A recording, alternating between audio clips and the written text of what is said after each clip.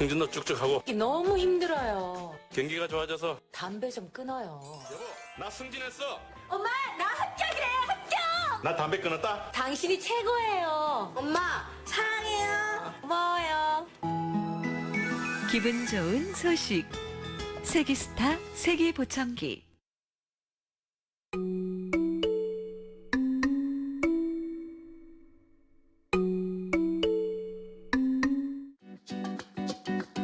보물이 되는 지식을 찾아 떠납니다. 펼쳐라 보물지도. 네, 새로운 영역에서 활동하는 사람을 두고 우리는 개척자라고 부릅니다. 두 분은 개척자 하면 어떤 분이 가장 먼저 떠오르시나요? 전 지식이 참 짧기 때문에 네. 신대륙 발견한 사람밖에 그 사람이 누구인가요? 모르겠어요. 여기까지 여기까지. 신기하게 혹시 콜럼버스? 맞는 거예요.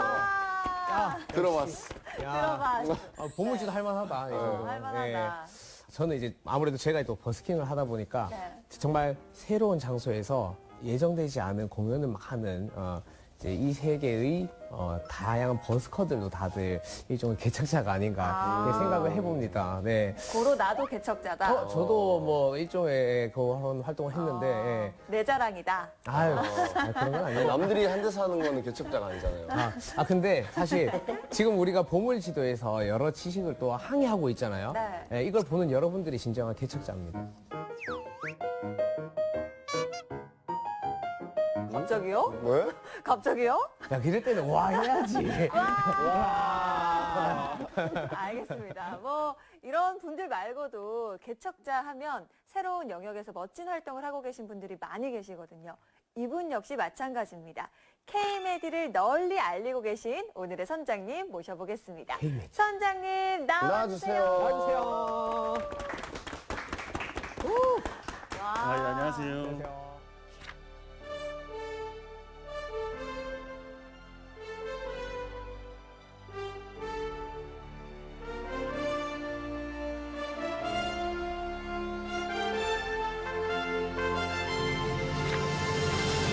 아니 제가 듣기로는 우리 선장님께서 우즈베키스탄에서 허준으로 활동하고 계신다. 네. 우즈벡 허준이다. 예, 그거는 맞나요? 정말 과찬의 말씀이고요. 네. 뭐 그렇게까지는 아니고, 하지만 허준의 후예로서 어. 우리 지금 열심히 일하고 있습니다. 언제부터 그럼 우즈베키스탄에서 활동을 하신 거예요? 제가 처음 우즈베키스탄하고 인연을 맺은 게 벌써 지금으로부터 거의 한 18년 이전에 2007년도, 그러니까 5월 11일입니다. 제가 이제 그날을 이제 기억하는 이유는 제가 그날 처음 우즈베키스탄에 방문했을 때 저희 집사람을 만났습니다.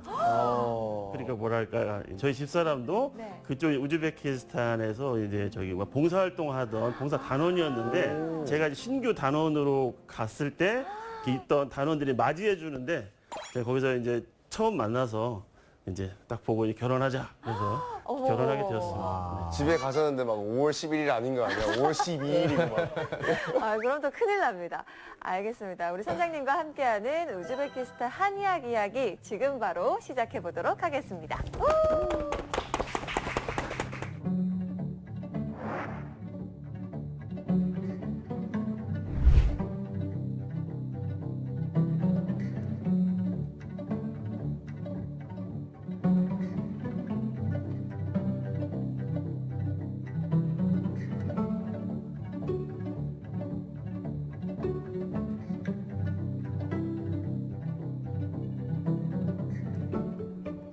저는 이제 한국에서 한의학을 공부한 한의사고요.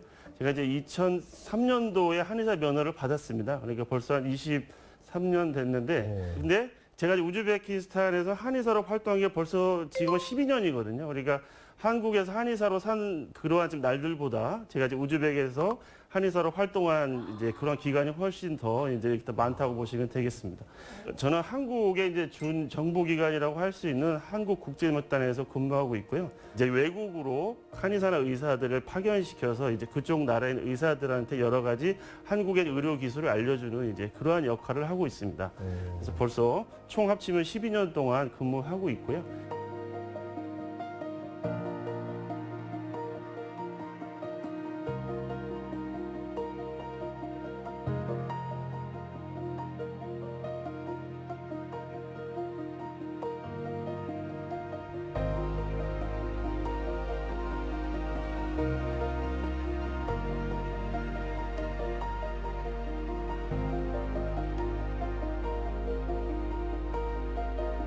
여기서 보시다시피 이제 우즈베키스탄이 한국하고 거의 한 6,000km 정도 떨어져 있는데, 그러니까 6,000km면은 하루에 사람이 걸어갈 수 있는 기간이 한 30km라고 한다면은 거의 한 200일 정도를, 잠도 안 자고. 아니 뭐 그러니까 조금씩 잠은 자고 근데 이제 그때 생각해 보면 우리가 실크로드 다 아시죠? 실크로드. 예, 그러한 실크로드에 대한 역사 유물이나 이런 게 보면 여기 신라나 이러한 역사 박물관이라 가서 보시면 이때 당시에 우즈베키스탄에서 이렇게 쭉 다 있었던 역사 유물들이나 이런 것도 이제 쭉 다 나오고 있거든요. 우리 보면 이제 그때 당시에도 그렇게 막 200일 동안의 어떤 시간을 사람들이 왔다 갔다 하면서 어떤 유물이 계속 왔다 갔다 하고 이런 거를 우리가 알 수가 있습니다. 계속 교류가 있었다는 거죠. 예, 그렇죠. 사마르칸트라고 하는 도시에는 굉장히 독특하게 우리 한국하고 굉장히 연관된 유물이 하나 있습니다. 아프로시압이라고 하는 유적에서 나온 벽화인데 저 끝에 있는 사람들이 약간 모양이 이제 그때 시대에 살았던 한국인들이 아니겠느냐. 한국인 느낌, 고려인. 예, 뭔가 한국인 느낌 납니다. 예. 이게 이제 벽화가 그려진 게 거의 한 6, 7세기로 보고 있기 때문에 고려 이전에 이제 주몽이 살았던 고구려이지 주몽. 않느냐. 고구려. 네, 오, 아는 분 그렇게 나왔다. 일단 추정하고 있습니다. 근데 이제 우즈벡에 많이 오시는 분들이 아니다. 이것은 백제 사람이다. 뭐 이거 신라 사람이다 이렇게 말씀하시는데 뭐 그렇게 우리가 이제 그렇게 다 나눌 필요 없이 그냥 이전부터 한국하고 우즈베키스탄이 있었던 어떤 하나의 국가와 계속 연관이 있었구나. 그리고 왔다 갔다 사람들이 계속 왔다 갔다 하고 그러한 일들이 굉장히 많았구나. 그래서 이렇게 이 보시 유물에 있는 그런 것도 다 나와 있구나. 그래서 저는 이제 이걸 보고 나도 이제 이런 사람 중에 하나가 아닐까. 왜 내가 한국에서의 한의사 생활을 굳이 마다하고 우즈벡까지 와서 내가 여기서 이제 이렇게 봉사활동을 하고 있는데 뭐 이런 부분들이 어떻게 보면 하나의 특별한 일이 아니라 이전서부터 있었던 어떤 똑같은 역사의 반복이 아닐까. 그러니까 이제 그럴 수 여러 있겠죠. 가지의 많은 이제 국가들이 서로 이제 합치고 교류하고 서로 나누고 문화를 나누고 의술을 나누고 하는 이제 그런 여러 가지 일 중에 하나가 아닐까 그러한 생각을 하게 되었습니다. 선배님들이 하던 걸 지금 그냥 이어서 후배님이 하는. 하고 계시는 예, 거군요. 뭐 그렇게라도 어떻게 보면 이제 그렇게 생각할 수도 있겠습니다.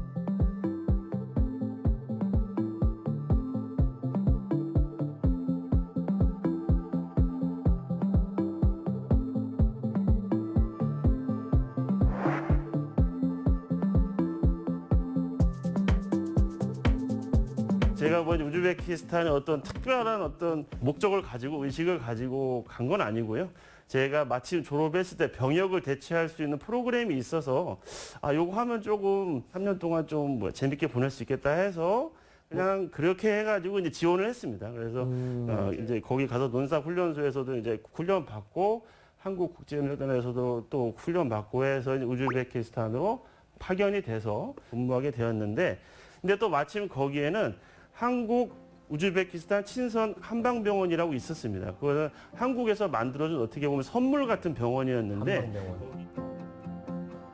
지금 이제 우즈베키스탄 국민들을 다 무료로 진료해주는 그러한 병원이었습니다. 그래서 그러한 병원에 제가 파견돼서 저도 같이 거기에서 환자분들을 같이 이제 진료하고 또 한의학에 대해서 궁금해하는 의사들에게 이제 한의학에 대해서 이렇게 알려주고 이러한 역할을 그때 3년 동안 했었습니다. 근데 그때 1년에 저희 병원에 오시는 우즈베키스탄 국민분들이 거의 한 3만 명 정도였습니다. 그래서 우리가 3만 명이요? 줄을 서시오. 그래서 저기 보시면 제가 이렇게 줄을 세우고 있는 거 보실 수 있는데 제가 이제 제일 그 말단이었을 때 제가 하는 역할은 줄 세우기. 3만 명에 있는 환자분들을 다 줄 세우고 이름 적고 김현식 선생님. 그렇죠. 역할. 이제 그런 이분이, 역할을 이분이. 제가 이제 했었고요. 이게 이제 환자분이 3만 명이기 때문에 1년에 한 200일 일한다고 치면 하루에 150명의 환자가 오거든요. 150명의 환자들이 막 진짜 물밀듯이 몰려와가지고 아침부터. 근데 궁금한 게 있습니다, 선장님. 그 고려인 분들 말고도 우즈베키스탄 현지인 분들도 한의학 진료를 받으시는 거잖아요. 예, 그럼요. 네. 이게 굉장히 호기심을 가지고 많이 바라봅니다. 그래서 한번 이렇게 가가지고 이제 진료볼까? 진료를 받아보고 싶다 하시는 문의 전화도 굉장히 많고, 네. 뭐 아니면 뇌물을 써서 오시는 분들도 있고. 그 정도로 인기예요? 그렇게 인기가 많이 있습니다. 그럼 우즈베키스탄 현지인 분들이랑 대화는 러시아어로 예. 하세요? 주로 이제 그분들하고 이제 러시아어나 아니면 우즈베거. 우즈베거도 하세요? 네네. 오. 뭐 그거 그렇게 어렵진 않고 왜냐하면 저 같은 사람은 하는 말이 맨날 똑같습니다. 어디가 아프세요? 아, 그럼 치료 받으셔야 한정돼 되겠네요. 있는 용어가 있네요. 예, 그렇죠. 똑같은 말을 하니까요. 이제 실례가 안 된다면 네. 그거 우즈베거로 한번 해주시면 안 돼요? 어디가 아프세요? 뭐 처음 만나면 무조건 이제 막 인사부터 해야 되니까 아살라말레이쿰 아살람 알레이쿰. 시즈다 느마볼리압드 그러면 당신한테 무슨 문제가 있느냐? 여기가 아파요. 보인 오그리 압드마 뭐 이렇게 물어보면 목이 아프세요? 그러면 다 그러면 오케이 이렇게 물어보고 이런 식으로 이렇게 그러니까 항상 쓰는 말이 똑같아서 뭐 이제 똑같이 그냥 얘기합니다. 얘기하고 저도 똑같이 알아듣는데 약간 이제 뭐랄까 특수한 경우가 있으면 잘 안 되면 뭐 이렇게 저기 뭐 종이에 쓴다든지 이제 뭘 말씀하시는 거냐. 근데 굉장히 또 이분들이 굉장히 어떻게 보면 저기 뭐 진료에 대해 적극적이어가지고 자신들이 알고 있는 한국어를 하는 사람들한테 거기서 직접 전화를 해서 이제 스피커폰으로 야 네가 이거 좀 통역 좀 해줘 우리 선생님하고 잘 말이 안 통해 지금 그래서 막 통역하기도 하고 막 그렇게 이제 그렇게 하기도 합니다.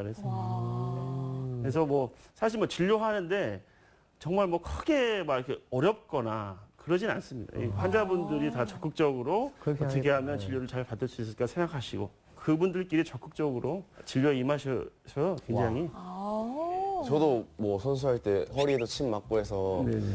효능이 이게 좋은 건 알고 있지만 그래도 아직까지 이따만한 침 보면 겁나 많이 맞아. 날 관통하지 않을까 막 이런 생각. 막 여기다 놓으려고 그러고 이러니까 네. 근데 그쪽 이제 우즈벡에서 침에 대한 거부감 같은 거 없는 거야. 근데 이제 약간은 저는 좀 이해할 수 없었던 것 중에 하나는 제가 침 치료를 할 때 우즈벡 사람들이 물어보는 거예요.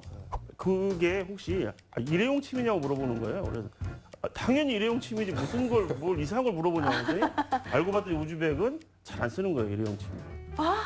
쓰던 것도 쓰고. 이제 그런 경우가 실제로 있더라고요. 그래서 아무래도 이제 열악하다 절대 보니까. 그러면 안 돼요. 제가 이제 항상 맨 처음 학생들한테 수업할 때 무조건 일회용 침을 써야 된다. 니네들 이거 잘못된 거다. 이거는 아주 안 좋은 것이고 범죄다. 범죄. 하면 안 된다. 무조건 일회용 침을 그래서 그런 얘기 하는데 사실 이제 그거 말고는 침 자체에 대해서 막 저걸 맞으면 사람이 죽는다거나 뭐 저걸 맞으면 큰일 난다. 그렇게 생각하는 사람은 없습니다. 근데 약간 이제 종교가 이슬람이기 때문에 네. 남자 의사가 여자를 치료하는 거에 대해서 거부감이 있는 경우가 있어요. 그래서 약간 남자 내외해야 된다. 네.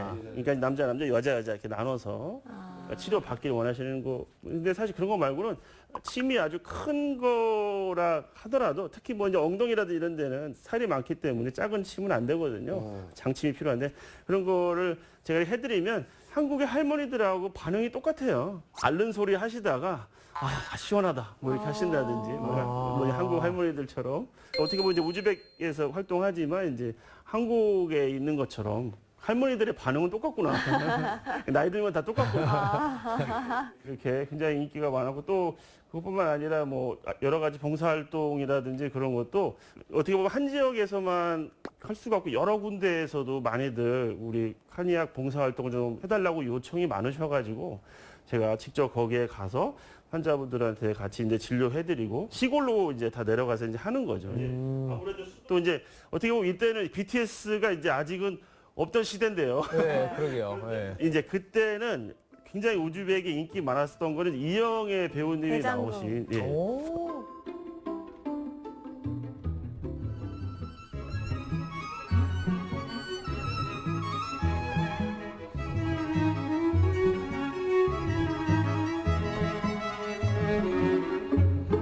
대장금이 엄청나게 인기가 많았거든요. 그래서 사실 그걸 안 본 사람이 거의 없을 정도로 그러니까 모든 사람들이 다 와서 야 대장금이다 여기는. 근데 너는 왜 남자냐 뭐 그래서 정말 단순하게. 예. 제가 그래서 그게 아니고 이제 대장금은 저의 선배님 어머님 같은 분이고 저는 여기서 이제 제가 후배로서 일하고 있습니다. 뭐 이렇게 설명해주고 그랬던 게 있습니다. 그래서 그분들이 다 이제 하시는 말씀이 한국에서 이렇게 무료 병원을 만들어주고 또 이제 우리 한국에 있는 한의사들을 불러서 이렇게 한약 진료를 해주는 게 너무나도 고맙고 뭐 이제 한국 뭐 넘버원 뭐 이렇게 말씀해 주시는 게 굉장히 많아서 굉장히 뜻깊은 이제 그러한 시간이었습니다. 제가 또 한국 사람으로서 한국을 굉장히 사랑해주고 3년 동안 여러 많은 환자분들이 너무 이제 한의학을 사랑해 주시고 또 그것 더불어서 한국도 많이 사랑해 주시고 그런 것들이 너무나도 이제 생각에 많이 남아서 그거를 이제 수기로 작성을 해가지고 경험담이라고 해서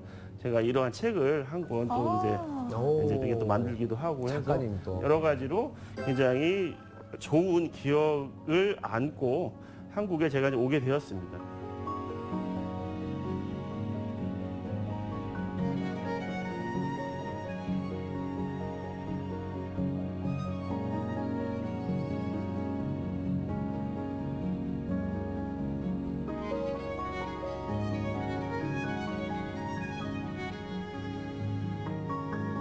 제가 한국에 와서 한방병원에서도 이제 근무하고 또 여기 한국에서 한의사로서의 생활도 하고 이제 학교에서 학생들한테 수업도 하고 뭐 이런 여러 가지 일을 하다가 2016년에 갑자기 한국국제여단에서 또 다시 한의사를 한 명 파견시킬 거다 이런 얘기가 있었어요. 그래서 2016년에요? 예, 제가 미련 없이 이건 기회다. 한국보다는 우즈벡이지. 네, 그렇죠. 내버리고 이런 말 하면 그렇지 뭐 다 내버리고 네. 우즈벡이 더 다 편해. 요즘에 근데 그때 당시에 지원자가 50명이었어요.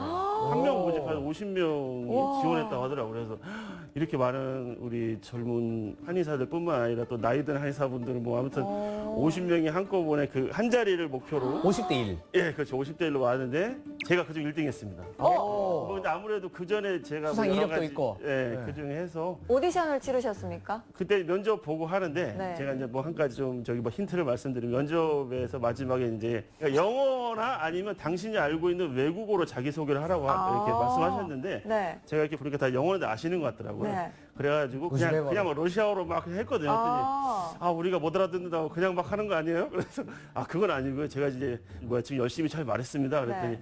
아주 좋아요. 뭐 그러면서 이제 합격을 시켜주셔가지고 근데 이제 2016년에 한 가지 약간 좀 다시 해외로 나가고 우즈벡으로 다시 뽑혀서 나가는데 약간 이제 두려움이 있었어요. 뭐냐면 제가 그때 아기가 셋이었어요.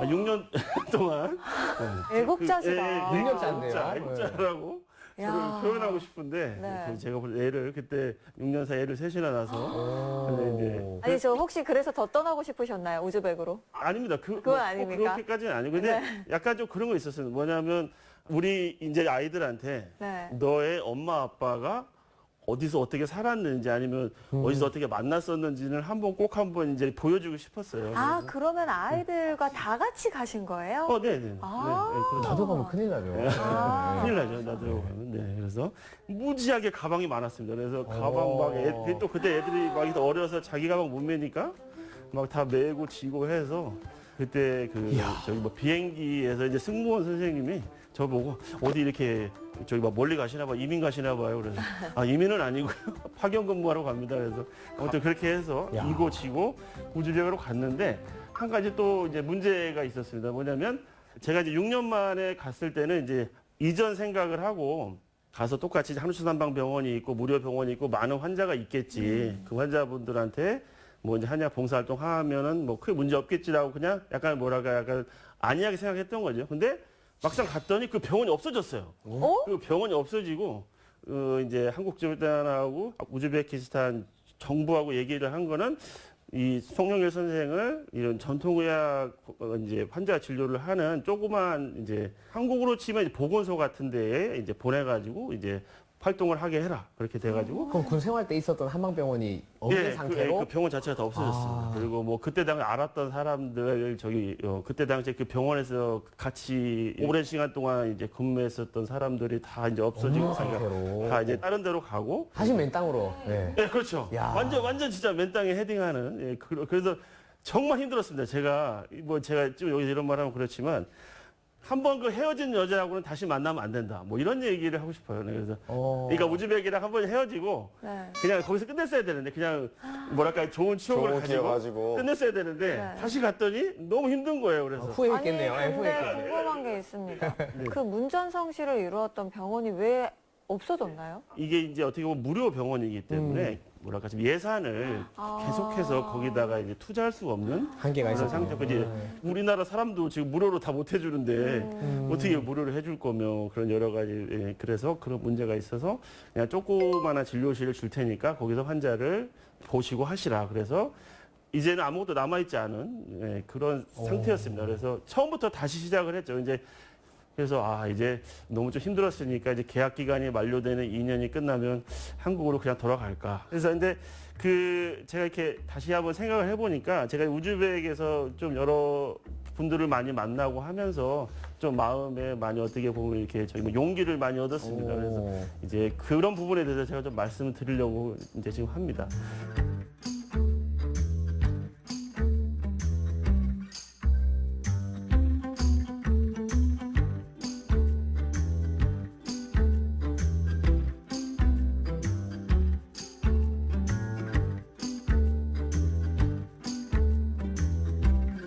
내가 아마 2017년이었을 건데 더운 그 여름날이었어요. 그래서 근데 이제 우즈벡은 한낮의 온도가 거의 40도, 50도가 그냥 넘어가거든요. 무지하게 더워요. 거기가 사막이기 때문에 무지하게 덥고 그런데 이제 아침에 거의 한 7시쯤에 이제 아침에 일어나서 이따가 또 가서 또 이제 많은 환자들을 또 진료해야 되니까 좀 쉬고 있어야지 하고 누워 있었는데 아침에 이제 전화가 오는 거예요. 그래서 전화 받았는데 막 러시아어로 묻지도 따지지도 않고 너 오늘 일해야 안 해? 일단 물어보는 거예요. 그냥 이제 러시아어로. 네, 제가 이제 오늘 일합니다 그랬어요. 그랬더니 오케이 하고 전화 그냥 끊는 거예요. 그래서 이제 전화를 받고 굉장히 좀 무례한 전화다. 아침이 7시에 그래서 전화해서 이제 9시에 이제 가서 이제 출근해서 환자를 보는데 나한테 전화한 사람이 올까 그렇게 생각하고 있었는데 하루 종일 진료하는데 안 오셨어요. 그래서 아침에 왜 전화를 한 거야? 그래서 이상한 사람이네 하고 이제 하고 다음 날은 제가 휴진일이었어 가지고 학생들한테 수업할 그걸 이제 제가 이제 스스로 이제 공부하고 그리고 이제 오후에 수업하려고 한참 준비하고 있는데 갑자기 문을 벌컥 열고 할아버지 한 분이 이렇게 들어오시는 거예요. 그랬더니 자기가 이제 어제 이렇게 전화한 사람이라는 거예요. 그래서 제가 어제 전화해서 어제 오셨어야지. 오늘은 내가 휴진일인데 왜 지금 이제 오늘 오셨어요? 그랬더니 그 아침 7시에 전화하셨던 분이죠? 예. 네. 자기가 누쿠스 그러니까 1200km 떨어진 데에서 저한테 전화를 하고 택시에 앉았다는 거예요. 그래서 13시간 동안 택시를 타고 저를 만나러 오신 거예요. 1박 2일 동안. 1박 2일 동안. 어머. 그래서 내가 저를 왜요? 제가 안준뱅이도 이뤄내키고 소경을 눈뜨게 하는 그런 사람인가요? 제가 뭐라고? 제가 뭐라고 저한테 오셨어요, 할아버지. 그랬더니 할아버지가 나도 성이 김씨입니다 그러는 거예요. 그래서 이거는 그때 이제 뭔가 찡한 게 있는 거죠. 그 말은 뭐냐면 나도 한국 사람이다. 근데 내가 어디서 소문을 들어보니 수도인 따시켄트에서 한국의 한의사가 와서 이렇게 진료한다는데 자기가 한국 사람이니까 나는 이제 너를 만나러 왔다. 근데 그냥 이제 편하게 1시간 동안 비행기 타고 온 게 아니라 13시간 동안 택시 타고 1박 2일 동안 택시 타고 와서 저를 만나신 거예요. 제가 할아버지 왜 그러셨어요?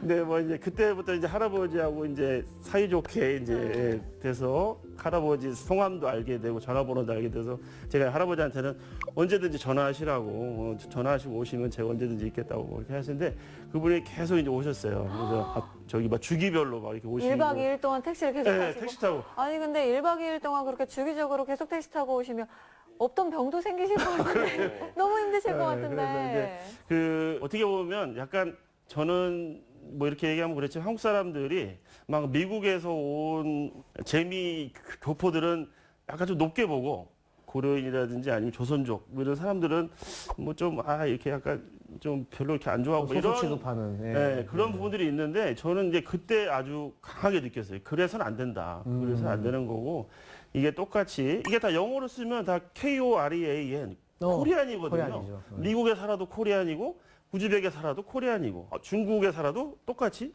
다 영어로 쓰면 똑같습니다. 그렇죠? 근데 그거를 차별하고 이럴 필요가 없다. 그래서 이분들한테 좀 뭐라도 이렇게 좀 해드려야 되겠다. 근데 이분들이 이제 대부분 이제 65세 넘으신 할머니, 할아버지 분들만 이제 봄에 우즈베키스탄에 많이 이제 남아 계시고 그분들의 자제분들은 이제 많이 한국에 오시거나 아니면 러시아나 그런 데 가서 이렇게 다 일을 하시죠. 그래서 그러니까 어떻게 보면 자제분들도 이제 가끔 가다 오시고 좀 이제 몸도 많이 불편한데 그런 부분들이 있어서 그러면 주말마다 오셔서 한번 진료를 받아보시고 우리가 그렇게 한국에서 온 한의사를 이뻐하시니 제가 그러한 한민족 한마음 한의학 진료소를 만들어서 해서 여러분들한테 이제 봉사활동 하겠다 해서 한민족 한마음 한의학 진료소를 만들었습니다.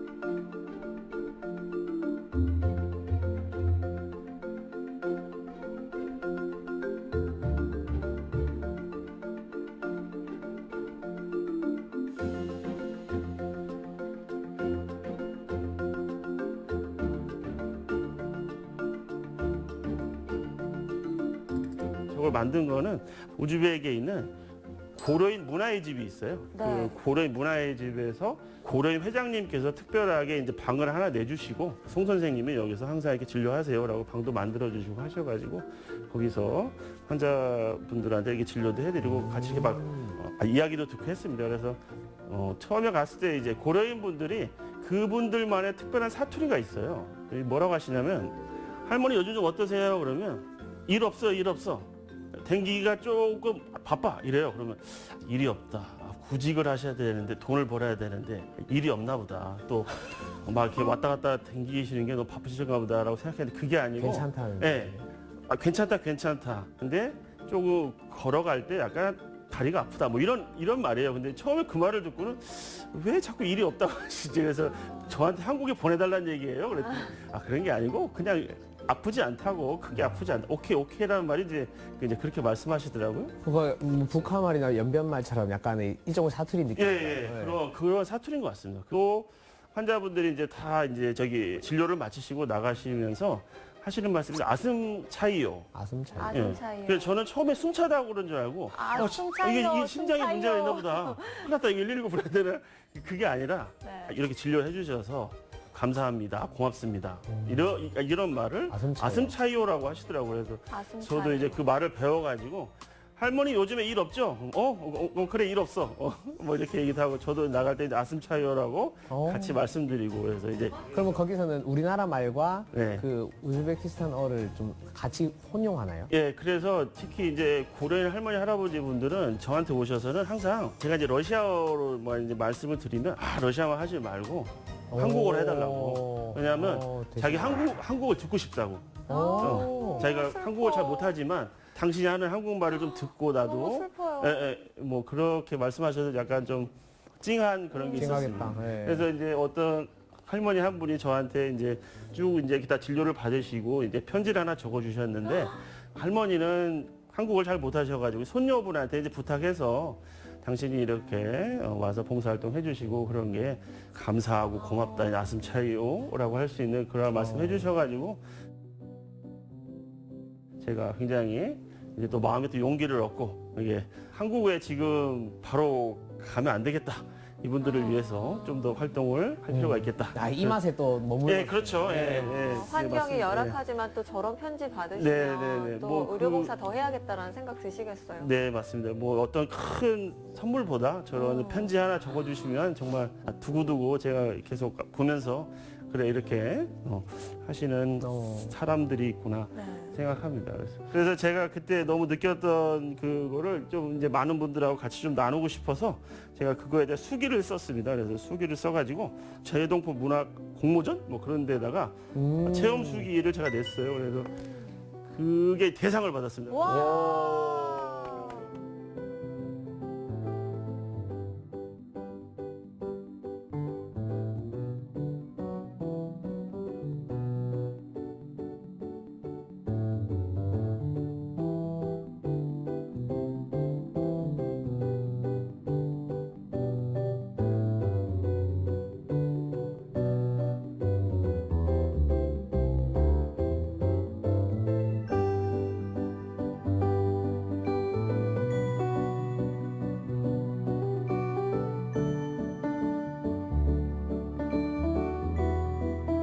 두 번째로는 제가 이제 우즈베키 의사들이 이제 한의학을 배우려고 많이 합니다.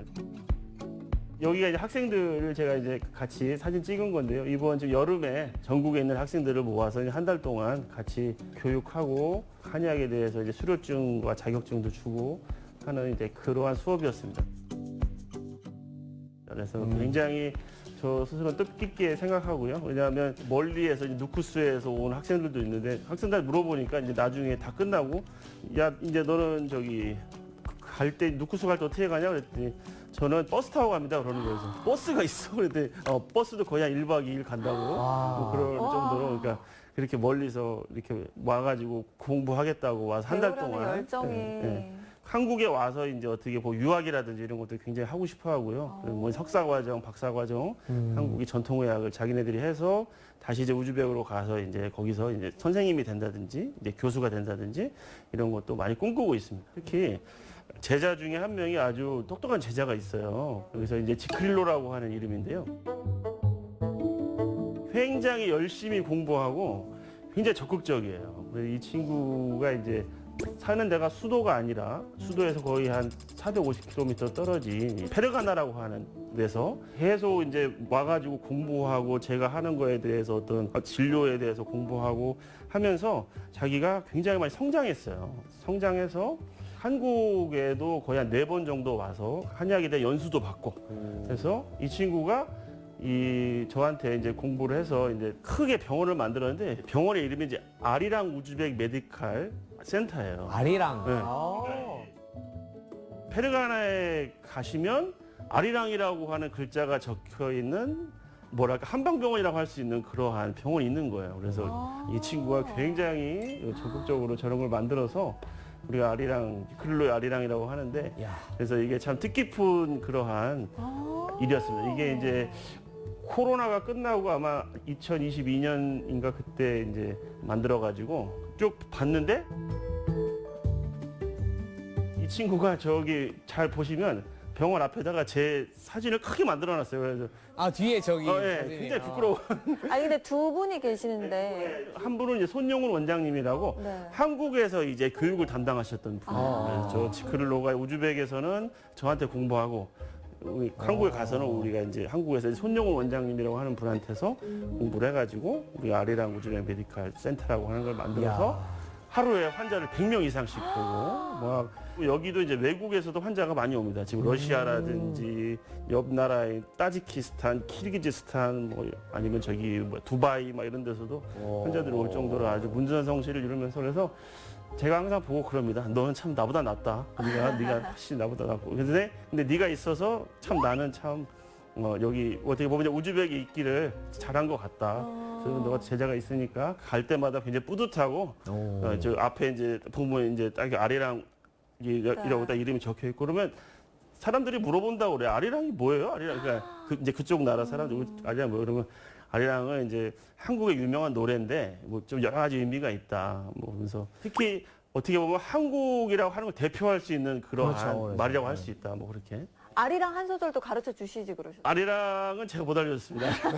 노래는 제가 잘 못해요. 그래서 노래가 너무 또 슬프고 그런 게 있어서 네. 그런 거 말고. 혹시 또 필요하시면 여기 전문가 예, 있습니다. 여기. 네, 아리랑 네. 잘 알려줄 수 있어요. 지역별 아리랑이 많아서. 우즈벡에 네. 오셔서 한번 거기서 버스킹 해주시면 좋다. 정말 멋질 것 같아요. 우즈벡 개척까지. 네.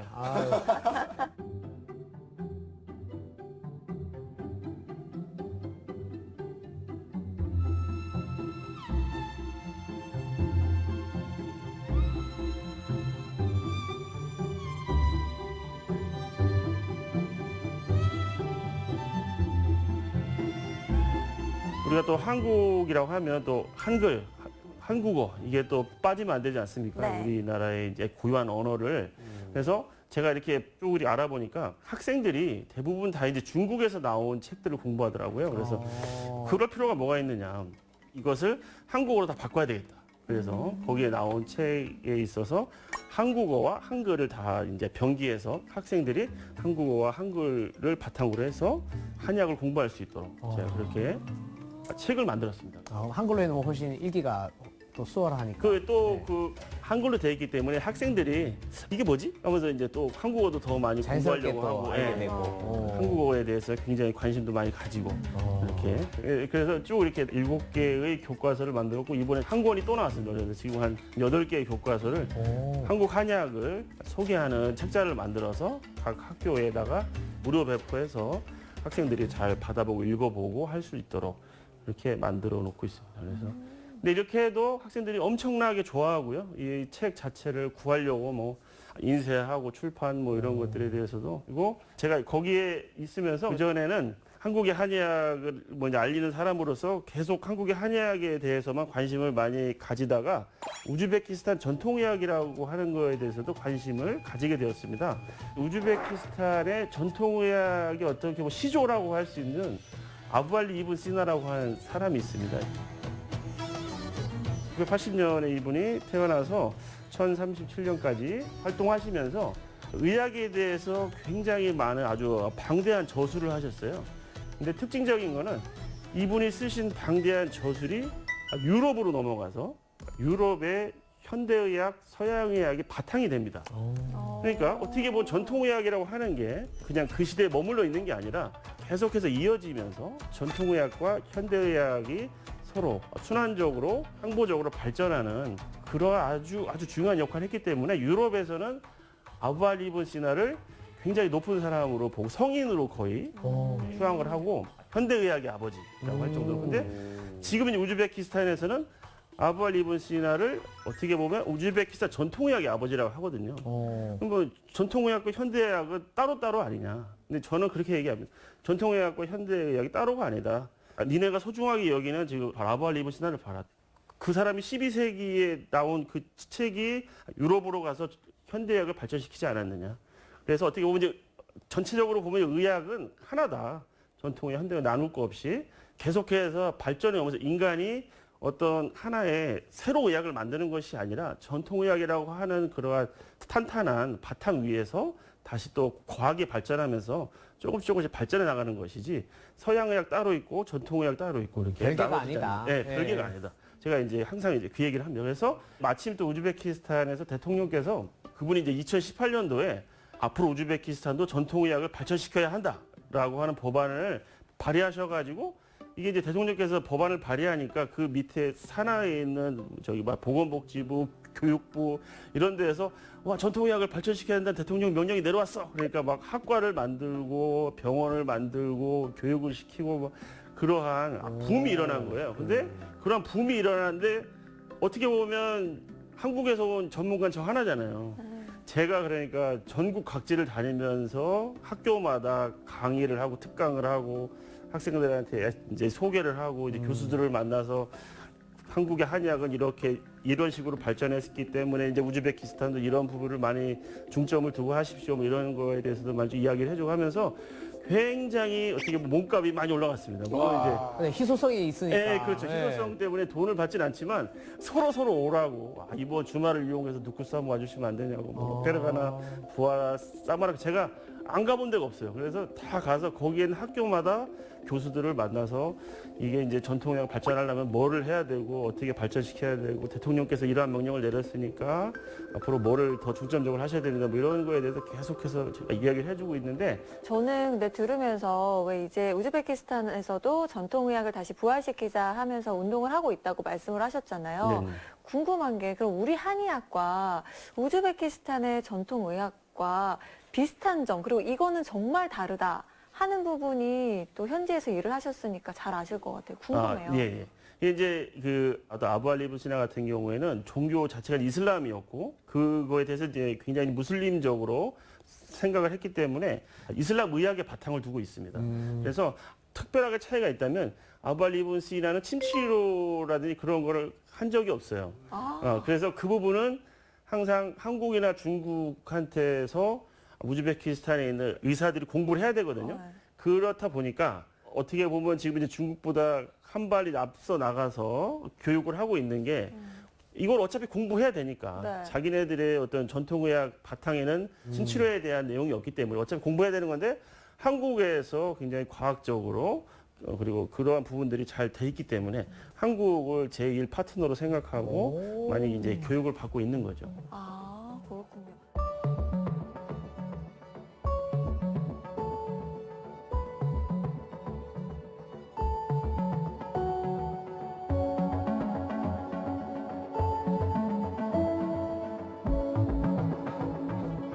보시면 이제 우즈베키스탄이 이제 환자분들 중에 이제 주로 심장 문제라든지 아니면 뇌에 이제 이렇게 중풍 환자분들이 되게 많으세요. 그래서 근데 그분들이 이제 중풍을 앓고 나서 재활 치료를 받으셔야 되는데 그런 부분들이 잘 안 되시는 경우들이 아주 많이 있어서 중풍 재활 물리치료실을 만들어야 되겠다. 그래서 한국국제혈단의 그런 지원을 받아가지고 중풍 재활 치료실을 만들어서 환자분들이 치료 받으실 수 있게. 그래서 환자분들의 만족도도 굉장히 높아지고. 지금 이제 이 분야에 대해서 보면 이제 우즈베키스탄에도 이런 환자분들이 아주 많기 때문에 그런 환자분들한테 침 치료를 했을 때 얼마큼 더 좋아지느냐 그러한 연구라든지 이런 것도 같이 하고 있습니다. 그래서 그 외에도 이제 굉장히 학생들이나 아니면 지금 우즈벡 의사들한테 네. 굉장히 이제 교육을 시키고 있고 제가 생각했을 때 굉장히 이게 또 뜻깊은 것은 이러한 교육 자체가 그냥 하는 교육이 아니라 국가에서 인정해주는 교육입니다. 그래서 우즈베키스탄 보건부에서 학생들한테 한국에서 온 한의사인 송 선생이 하는 수업을 받게 되면 공식적으로 인정받는다. 그래서 자격증을 준다. 이렇게 해가지고 그 공문서를 받아가지고 각 학교마다 다 이제 보내서 쭉 이렇게 다 수업도 받고 한 적이 있습니다. 근데 그렇게 하는 나라가 한국밖에 없습니다. 지금 중국이라든지 아니면 뭐 인도라든지 이런 국가가 특별히 그렇게 하거나 하지 않거든요. 일단 우즈벡에서는 정부 차원에서 우리 K-메디를 인정한다. 예, 그렇죠. 네. 한국 한의학. 근데 어떤 자격증을 준다는 거예요? 그러니까 우리가 이제 운전 면허증이라고 생각하시면 되는 것처럼 네. 환자 진료할 수 있는. 오. 한의학 진료를 할 수 있는? 예, 그렇죠. 근데 이제 그 한의학 진료 중에서도 이제 환자를 직접 보고 환자한테 침 시술을 할 수 있느냐 이 사람은 네. 그거에 대한 자격증입니다. 그래서 그 자격증이 있어야 환자한테 할 수 있습니다. 그거 없이 하면 불법이잖아요. 예, 이게 그러니까. 되게 진짜 의미가 있는 게 예. 정말 국가적으로 공식적인 치료라고 인정을 해주는 그렇죠, 거잖아요. 그렇죠. 예, 뿌듯하다. 이쪽으로. 예. 그래서 이제 보건부에서도 그렇게 인정을 해서 지금 이제 많은 우즈벡 의사들과 또 이제 학생들이 계속 교육을 받으려고 다들 하고 있습니다. 그러면서 이제 우즈벡에서 저를 이렇게 잡지의 표지 모델로 저를 이렇게 실어줬어요. 이 선장님이에요. 네, 이게 여기 보시면 이제 우즈벡이 인구가 3,700만이거든요. 3,700만 인구 중에 한국의 한의사는 저 하나니까 굉장히 어떻게 보면 조명받을 수 있는 그러한 위치에 있는 거죠. 그래서 제가 여기 와서 뭐 한국의 한의학과 우즈베키스탄 전통의학이 서로 이제 교류하면서 동반 성장해서 환자들한테 좋은 영향력을 미치면 좋지 않겠느냐. 뭐 그러한 인터뷰도 하고 해서 우와. 이제 이렇게 뭐 표지 모델을 저를 해줘서 제가 이거는 집안에 지금 와. 저희 아주 큰 저기 뭐 유물로서 제가 잘 남겨놓고 있습니다. 관리 아니, 엄청 잘 됐다. 이 컬러가. 정도면 맞아. 네. 우리 선장님 우즈베키스탄 공항 딱 떨어지시면 네. 블랙핑크 등장한 것처럼 막 난리 나는 거 아닙니까? 다다다다다다. 다다다다다다. 네, 근데 아직까지 그 정도는 아닙니다. 그래서 이제 그 정도 될 때까지 더 열심히 해야 될 것 같습니다. 어.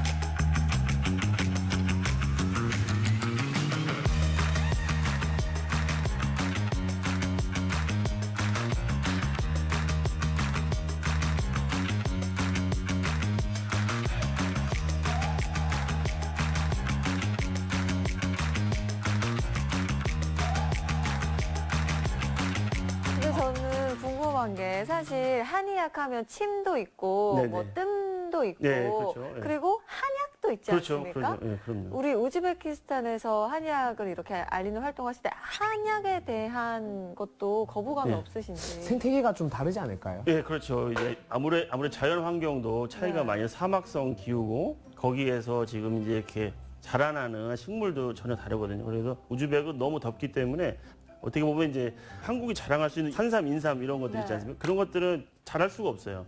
그렇다 보니까 인삼, 네. 특히 이제 인삼에 대해서 굉장히 인기가 많죠. 그래서 그럼 수입을 해야 되는. 예, 그렇죠. 그거는 다 네. 100% 수입을 하셔야 되는 입장이니. 근데 요즘에는 굉장히 기술이 좋아져. 이제 스마트팜을 통해서 이제 앞으로 우즈벡에서도 인삼을 재배하겠다. 뭐 이러한 그러한 계획도 있습니다. 인공적으로 키우는. 네, 거기서 이제 왜냐하면 너무 수입만 하다 보니까 너무나도 이제 비싸고 비용이 너무 많이 들면 좀 이제 많은 환자들이 사용할 수 없게 되니까 그걸 이렇게 낮춰야 되니까 가격 자체를. 그래서 한국에 잠깐 갔다 온다 그러면 한국에서 인삼 좀 많이 사달라고 그렇게 얘기를 많이 해요. 그래서 네. 뭐 그런 것도 있고 또 이제 한약에 대해서도 여기에 지금 아부 알리브시나라고 하는 사람 자체가 그러한 약초, 네. 식물에 대한 약에 대한 저술을 많이 했거든요. 그래서 이미 그거는 어떻게 보면 이제 국민들이 많이 사용을 하고 있었습니다. 물론 환자분들은 이제 이슬람인이시기 때문에 네. 돼지고기가 혹시 들어간 거냐 아니면 뭐 그런 부분들이 때문에 그런 것만 잘 설명을 해드리면 네. 잘 복용하시고 그거에 대해서 효과도 많이 보고 그렇습니다. 아, 그럼 거기는 젊은 사람들은 혹시 예. 반응이 어떤지 좀 궁금합니다. 아, 예. 한국은 지금 뭐 출산율이 0.7 이렇게 되고 있지 않습니까? 근데 지금 우즈벡은 3이거든요.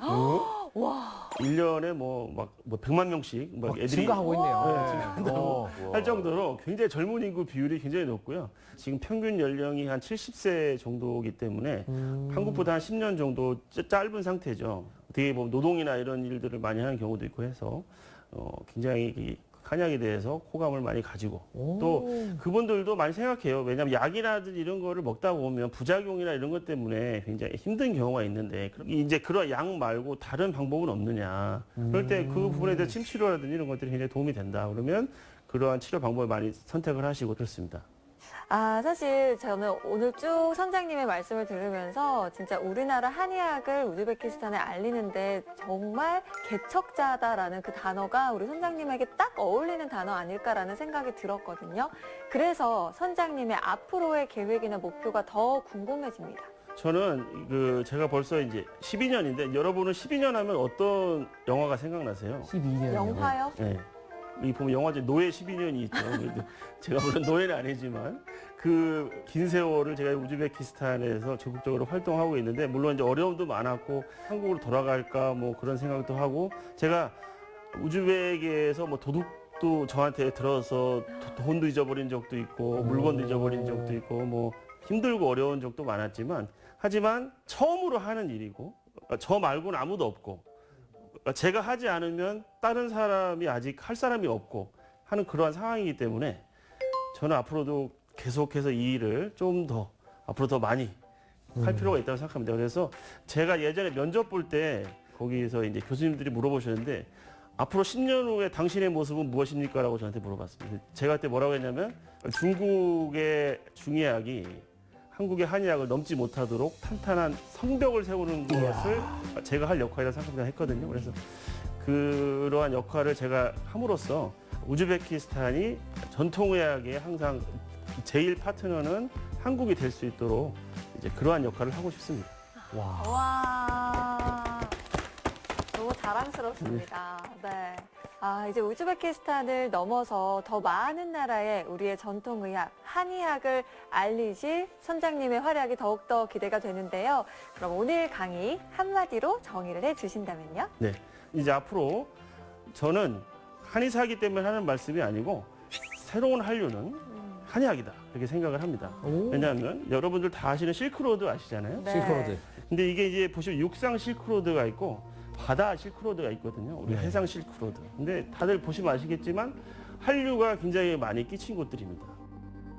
그죠? 육상도 그렇고 한류도 그렇고 한국의 어떤 인기가 많은 도시, 그러한 국가들이 많은데 이러한 국가들을 뭐 이제까지는 뭐 이제 노래 아니면 뭐 한글, 한국어 뭐 이런 것뿐만 아니라 뭐 이제 그런 어떤 여러 가지 어떤 한국적인 게 있는데 우리가 한의학으로서 이거를 또 새로운 길을 만들어낼 수 있지 않느냐 그런 생각을 합니다. 그래서 한의학이 한국에서만의 한의학이 아니고 전 세계의 전통의학이 될 수 있도록 만들 필요가 있다.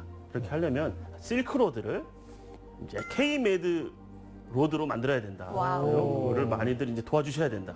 이렇게 말씀드리고 싶습니다.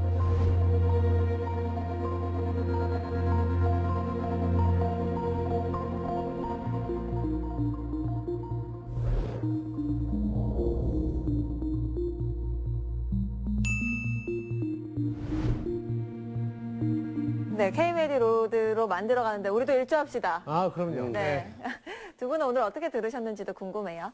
오랜만에 침 얘기를 많이 들었는데 듣다 보니 허리도 아픈 것 같고 침을 한 방 맞으러 가야 되나 항상 모든 강사분님들 오시면 열심히 듣고 있는데 오늘 특히나 조금 더 멋지신 것 같아가지고 외국에 혼자 나가셔갖고 막 이렇게 맨 땅에 헤딩 하신 것부터 시작해서 한의학을 많이 알리시려고 하시는 것 같고 아까도 뭐 아리랑 저것도 이제 아리랑 너무 제자들까지 되게 멋있습니다. 똑같은 일을 하더라도 새로운 분야, 안 해본 분야에 하면 이전에 있었던 거를 좀 보고 따라 할 수 있는 그 기회가 없고 내가 다 새로 파야 되잖아요. 그게 진짜 에너지 소모가 엄청난 건데 이 말 써도 되나? 예, 정말 국뽕이 저절로 차는 느낌. 예, 국뽕이 제가 오늘 저절로 한 사발 들이킨 것 같아요. 그래서 우즈벡에 대한 관심도 더 생기고, 예, 가보고 싶다는 생각이 좀 들었습니다. 꼭 한번 여기 네. 놀러 오십시오. 알겠습니다. 사실 흔히 한류라고 하면 드라마나 영화 정도만을 생각했었는데요. 우리의 전통 의학 기술이 또 다른 한류 열풍을 일으키고 있습니다. 한국인으로서 기분 좋아지는 소식인데요. 앞으로도 이 K-메디가 좀 더 세계적으로 많은 사람들한테 인기를 얻는 의술이 되길 기대해 보겠습니다.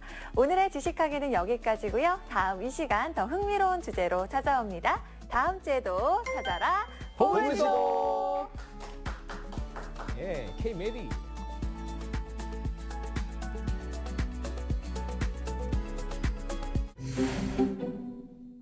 집안에 곰팡이가 폈다.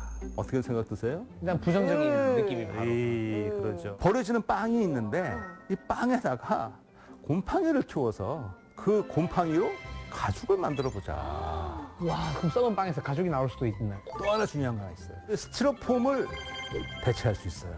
스티로폼이요? 네. 곰팡이가요? 또 다른 아이디어가 뭐냐면은 야, 우리 곰팡이로 한번 벽돌 같은 거 만들어 보자. 곰팡이 벽돌. 엄청나죠?